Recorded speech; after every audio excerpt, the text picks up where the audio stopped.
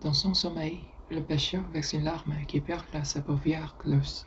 Assoiffé, la femme squelette s'en aperçoit et maladroitement rompt vers lui, pour étancher sa soif à la côte de son œil. Et nous nous interrogeons, quel rêve a-t-il pu faire pour donner naissance à une larme?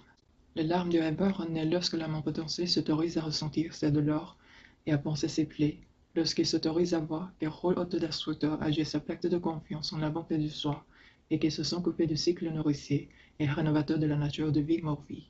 Alors verser l'ampleur sur ses solitudes, sur le mal du pays qu'il éprouve envers ce territoire psychique qu'est la connaissance sauvage. Cet homme est en train de guérir, de comprendre de mieux en mieux. Il entend prendre de se soigner lui-même et de nourrir l'autre face. Par le biais de ses larmes, il accède à la création. Il ne suffit pas d'aimer, il ne suffit pas non plus de ne pas être un empêchement pour l'autre, ni de le soutenir, d'être là, et ainsi de suite. Il faut viser la compréhension de ce que sont la vie et la mort, en général et en particulier. Et la meilleure école pour un homme, ce sont les os de la femme squelette. Elle attend le signe par lequel il va reconnaître qu'il est blessé, cette larme qui exprime son émotion profonde.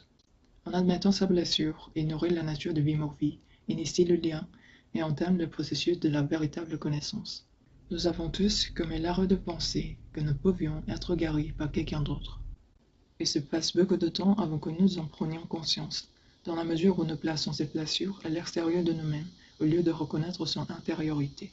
Sa larme approche de lui la femme squelette, qui alors a soif et éprouve le besoin d'approfondir sa relation avec lui.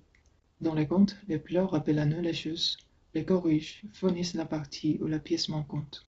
Le pécheur laisse son cœur s'ouvrir. Ce qu'il veut, ce n'est pas la mort de la tête de sein maternel, ni la mort de l'autre, pas plus que celui du pouvoir, de la gloire du sexe. C'est un amour qui l'envahisse, un amour qu'il a toujours porté en lui, sans jamais le reconnaître. Avec cette relation, l'âme de l'homme s'établit sur une base plus profonde, plus précise. La larme coule, et la boit. Quelque chose alors va renaître en lui, quelque chose qui va pouvoir lui offrir un cœur immense, océanique.